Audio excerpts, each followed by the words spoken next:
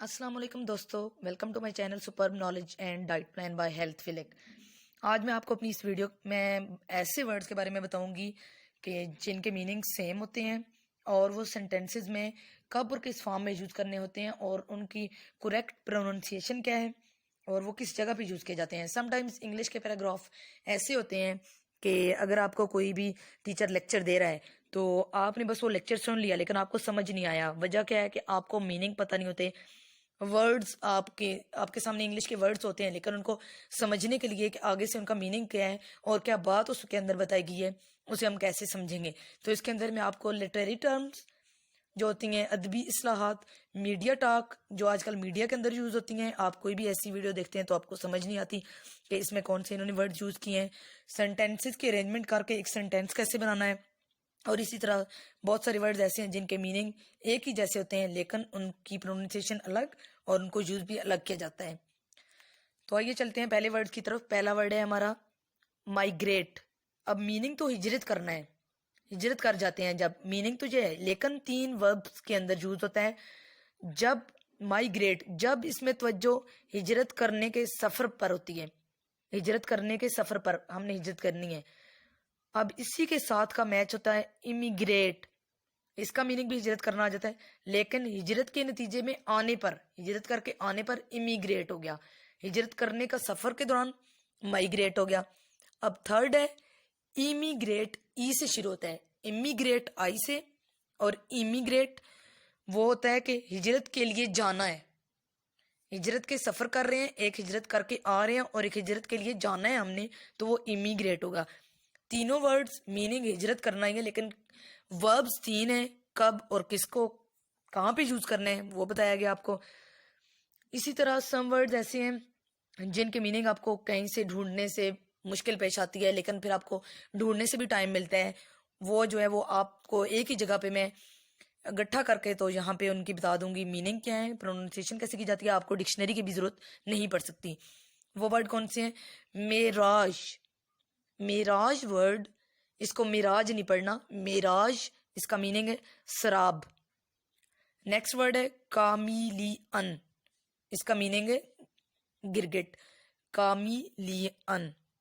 इसी तरह next two words ऐसे हैं जिनकी मीनिंग भी सेम टू सेम लगते हैं लेकिन उनको जब यूज किया जाता है तो वो पता चलता है कि वो अलग से हैं। ईगर वर्ड, इसका मीनिंग है बेताब, शौक से। इसी तरह एक वर्ड है एंक्शस, इसका मीनिंग है बेकरार, फिक्रमंदी, घबराहट से, जैसे घबराहट होती है। तो eager, I am eager to start college, बेताब से, शौक से, वेट कर रहा हूँ किसी चीज का। बेकरारी के लिए हम करेंगे कि I am anxious about the test tomorrow, जो टेस्ट होगा उसके बारे में बेकरारी है, फिक्रमंदी है, घबराहट है। I am anxious about the paper tomorrow, about the PPSC test tomorrow, ऐसी चीज जिसके बारे में आपको बेकरारी, फिक्रमंदी हो। इसी तरह जी दो और वर्ड हैं। सीजर्स कैंची के लिए यूज होती है लेकिन इससे मिलता जुलता वर्ड शीयर्स, इसको बोलेंगे, इसको सीजर नहीं बोलेंगे, इसको शीयर्स। सीजर जो है वो तमाम इस्तेमाल के औजार के लिए, कई चीजों को काटने के लिए यूज होती है। अब शीयर्स, शीयर्स जो है तकनीकी मखसूस काम के लिए, घास काटने के लिए, टीन की शीट्स जो लोहे की होती है उनकी काटने के लिए, या भेड़ों की ऊन को काटने के लिए शीयर्स यूज होती है। लेकिन आम इस्तेमाल का जो औजार है हमारा सीजर्स, कैंची कपड़ों को काटने के लिए भी यूज हो सकती है। तो इन दोनों में भी डिफरेंस क्या है, सीजर्स और शीयर्स। अब चलते हैं कि सेंटेंस की अरेंजमेंट कैसे की जाती है। अब जैसा कि आपको नजर आ रहा है स्क्रीन पर, बुनियादी नौइयत की मश्क है। अब हर लाइन के अंदर वर्ड्स की अरेंजमेंट करके आप सेंटेंसेस बना सकते हैं। जैसा कि देख रहे हैं आप सामने, they usually go to bed at 9:30, word की अरेंजमेंट हो गई। He is reading the worksheet, ही इसको शुरू में ले आए, रीडिंग द वर्कशीट एंड पे हो गया। आई के साथ ऑफन लगेगा, I often watch sports on TV. Ali is my checking computer. इसी तरह बहुत सारे वर्ड उनके शुरू में आपने क्या करना है, सब्जेक्ट ऑब्जेक्ट हेल्पिंग वर्ब लगा के सेंटेंस की अरेंजमेंट करके, सब में ऑफन लगता है, कुछ में यूजुअली लगता है। यूजुअली का मकसद होता है ये लगाते हैं हम जब आप बता रहे थे अक्सर औकात ये काम हम करते हैं, हम अक्सर औकात इस टाइम पे सो जाते हैं, इस टाइम पे जाग जाते हैं, तो उसके लिए यूजली, ऑफन, ऑलवेज 3 वर्ड जो है ये यूज होते हैं। हमेशा, अक्सर, बाज़ औक़ात, ये उस टाइम जो है वर्ड यूज कर सकते हैं हम।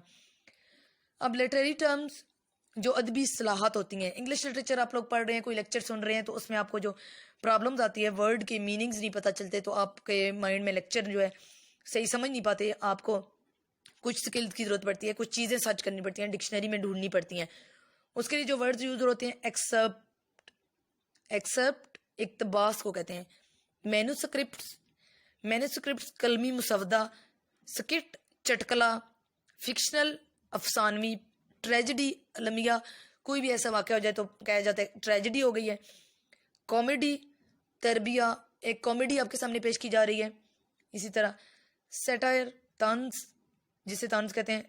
एपिक जंगनामा, मेलोड्रामा, मेलोडी जिसे कहते हैं, मेलोडी पेश की जा रही है। सरोरिया, ये वर्ड्स जो हैं जी इंग्लिश में मीनिंग, उर्दू में मीनिंग, सामने वर्ड यूज होते हैं। लिटरेरी इंग्लिश लिटरेचर के अंदर बहुत सारे वर्ड्स की यूज होती हैं, लिटरेरी टर्म वो बताई गई हैं। सम वर्ड्स होते हैं मीडिया टॉक के अंदर यूज होते हैं, आपको समझ नहीं आती। ब्लैकमेल, धमकी देकर दबाव डालना।